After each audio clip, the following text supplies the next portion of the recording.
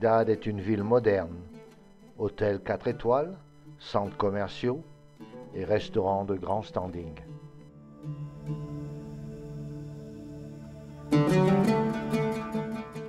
Oui, allons voir le Bagdad de tous les jours. Rashid Street, l'ancienne rue du temps des Ottomans, avec ses colonnes, est restée le poumon commercial de Bagdad.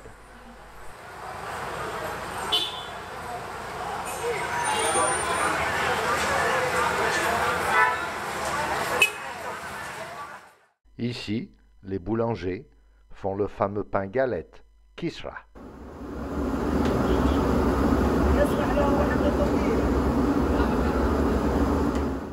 Oui, croyez-moi, c'est très bon. Prenons une petite ruelle adjacente pour découvrir les différentes échoppes.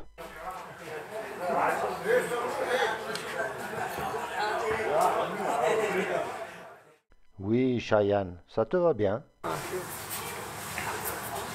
طالع باشا. Hello? Is it good for me? ذا باشا شاين. يعني هسه حاليا هاي خاصة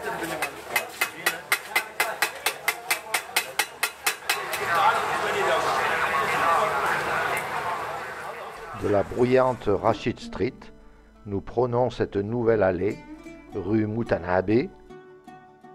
Nous rentrons dans le plus vieux café de Bagdad, Shabandar, où les discussions vont de bon train et l'étranger, Roumi, bien accepté.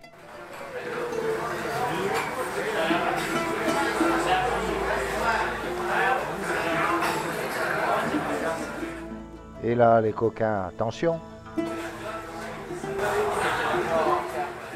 Tout proche, mon ami Obeid m'invite au restaurant avec un menu spécial. De l'azote liquide pour créer de l'attraction. Ce soir, au restaurant de l'hôtel, nous aurons droit à un repas typique.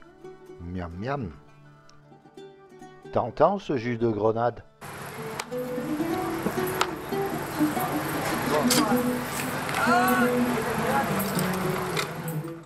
Nombreux sont les gens qui empruntent les ferries pour traverser ce fleuve Tigre.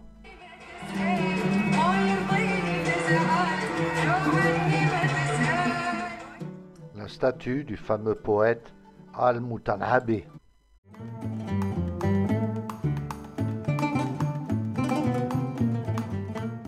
Beaucoup de jeunes nous demanderont « D'où venez-vous ?»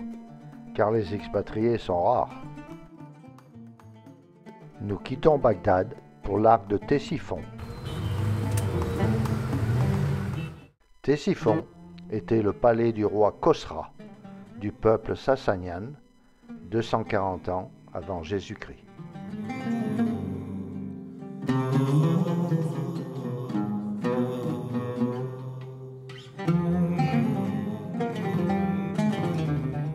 Nous quittons Ctésiphon pour Dour. Nous arrivons à Dour-Kurigalzu, faisant partie de l'empire de Babylone des Kassites. Ces tours, ou ziggourats, construites avec la même technologie que la tour de Babel. Ici, on découvre une ligne de roseaux qui servait à stabiliser la tour contre les séismes. Petit arrêt sur ce marché, en bord de route.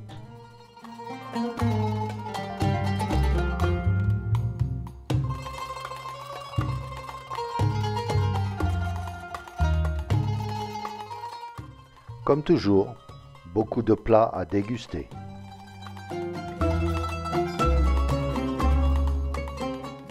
Curieux ces dates empilées. Samarra était la plus grande mosquée du monde à l'époque, avec son minaret de 52 mètres en spirale.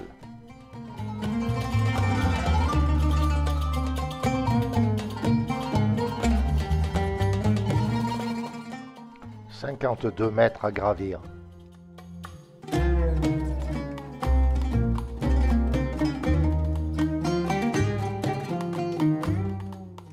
En l'emplacement des colonnes. Vue impressionnante.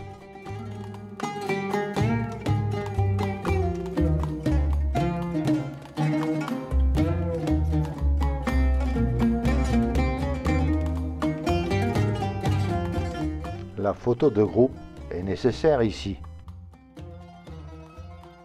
Nous partons pour Babylone, reconstruite par Saddam, ici repeinte en bleu. À l'époque, c'était des briques faïencées.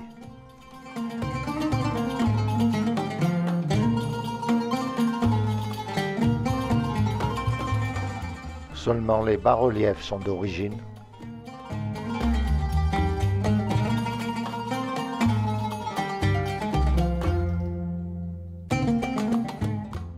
Alexandre le Grand est décédé ici.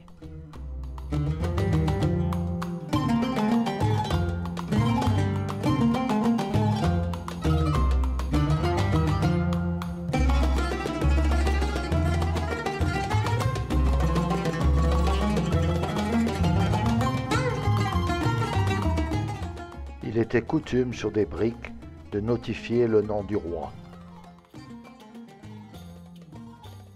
Bien sûr, le grand Saddam a fait inscrire la sienne aussi.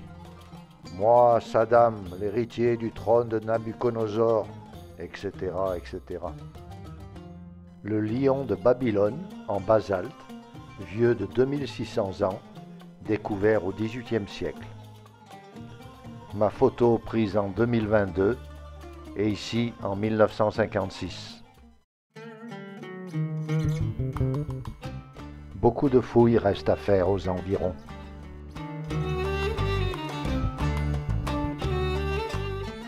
Proche des ruines se trouve un des anciens palais de Saddam, pillé dès sa capture. Le palais est libre d'entrée. Aussi les jeunes s'adonnent à narguer Saddam.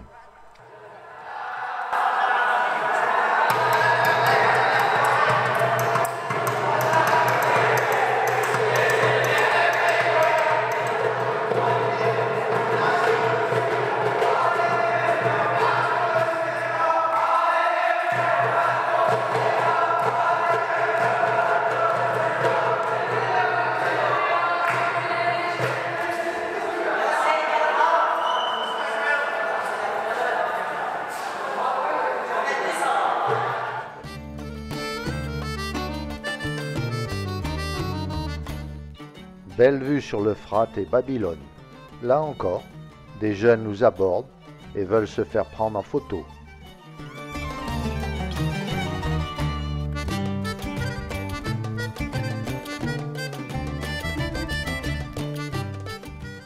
Au revoir Saddam et partons pour Kerbala, la ville sainte des Chiites, où se trouve le tombeau du martyr Hussein Ben Ali. Ici, nos deux femmes du groupe doivent se vêtir d'un tchador.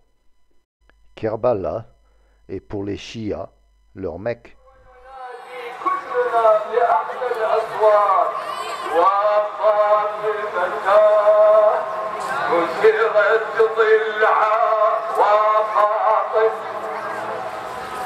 Allahu Akbar, Allahu Akbar. سبحان الله سبحان ربي الأعلى وبحمده اللهم صل على محمد وآل محمد الله أكبر الحمد لله أشهد أن لا إله إلا الله وحده لا شريك له. C'est ici à Kerbala, chaque année, pour l'Arba'in, que les pèlerins viennent par millions soutenir des fanatiques religieux qui s'autoflagellent avec chaînes et lames. En quittant ce sanctuaire, nous voyons ces nombreuses photos de martyrs morts en combattant Daesh.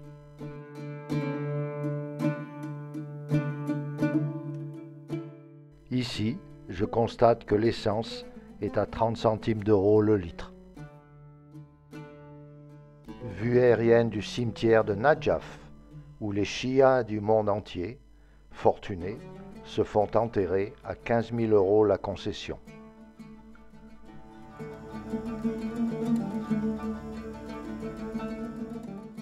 Dans cette grande mosquée se trouve le tombeau de l'imam Ali, cousin du prophète Mohammed.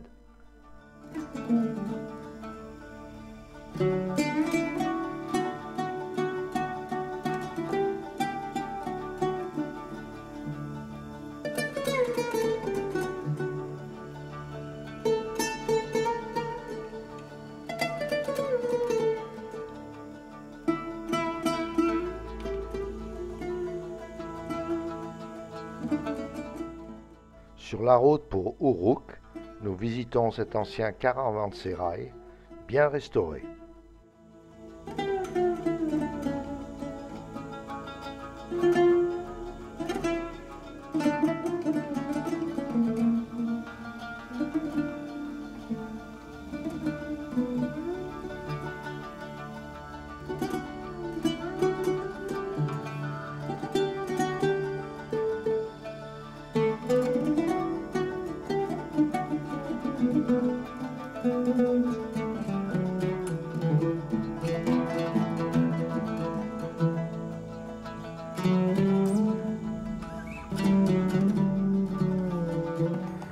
Nous continuons notre route pour la cité d'Uruk, première ville construite au monde. Les premiers mots écrits au monde ont vu le jour ici.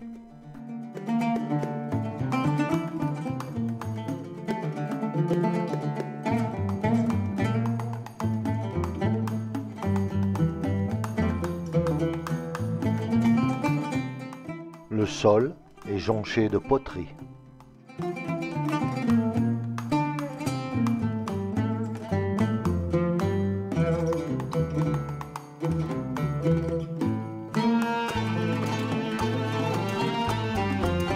ماني بوابة إشتار. Just like the doors of Ishtar, this place used to have the blue bricks. It's original. Ici, ce sont les premières mosaïques au monde. La nature des pierres, basalte, calcaire, etc. faisait la couleur. Malheureusement, les fouilles n'ont pas repris depuis plusieurs années. Nous arrivons à Nasiriyah, capitale de la province de Dikar, où notre guide a organisé un pique-nique dans une mosquée. Oui, des chrétiens roumis qui mangent par terre? Oui, je crois que je vais devoir réviser certains de mes préjugés. Nous visitons le site de Ur et sa tour, Ziggurat, construite avec la même technologie que la tour de Babel.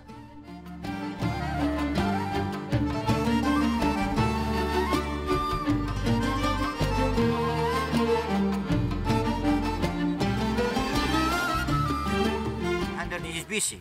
King Nebuchadnezzar in New Babylonian time, about 605 years BC, also doing maintenance for it.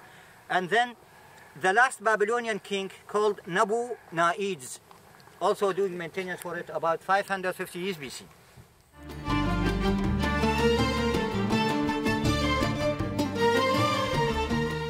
Un goudron tare était utilisé pour cimenter ces dalles grâce aux résurgences de pétrole dans la région. Nous sommes proches du fleuve Euphrate qui inonde ces marais envahis par les roseaux où vivent une ethnie marche arabe depuis 5000 ans.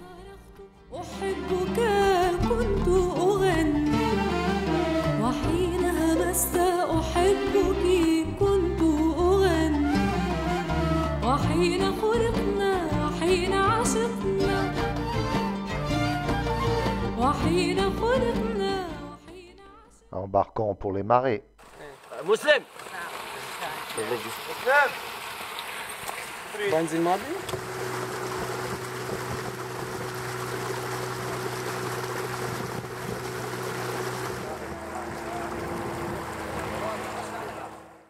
Saddam avait desséché ces marais et construit une route au milieu de cet écosystème. Dès sa disparition, les locaux ont réouvert les digues pour retrouver 50% de l'habitat. Leur occupation est le tressage des roseaux, la pêche et l'élevage des buffles.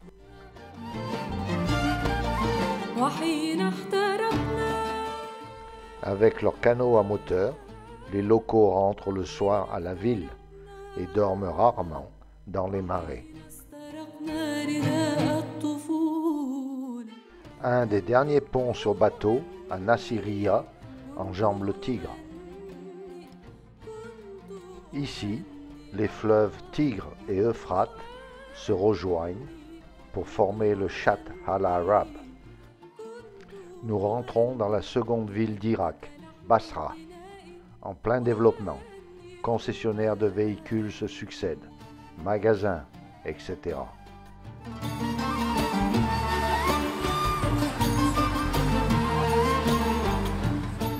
Le vieux Basra, appelé anciennement la Venise du Moyen-Orient, a besoin de remise en état.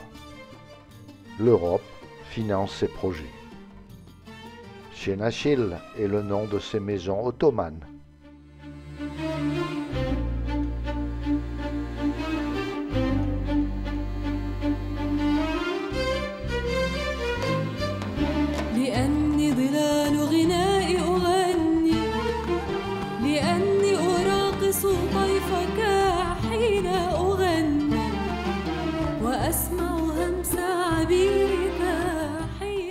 Les étudiants viennent étudier ce style d'architecture.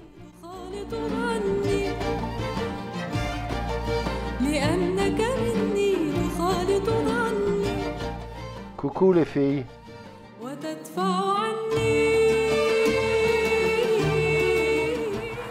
Nous partons naviguer sur ce fleuve, Shatt al-Arab, qui sur 200 km mène au golfe Persique et frontière avec l'Iran, pas encore établie, malgré les 8 ans de guerre.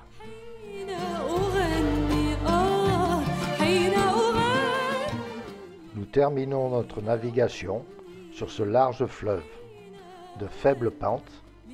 Ici, les marées influent sur le niveau de l'eau, et le port irakien est seulement à l'embouchure.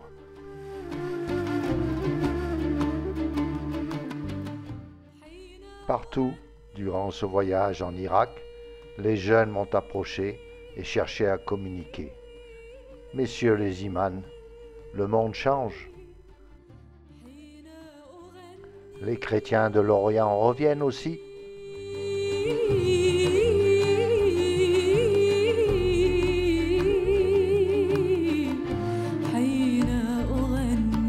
أغني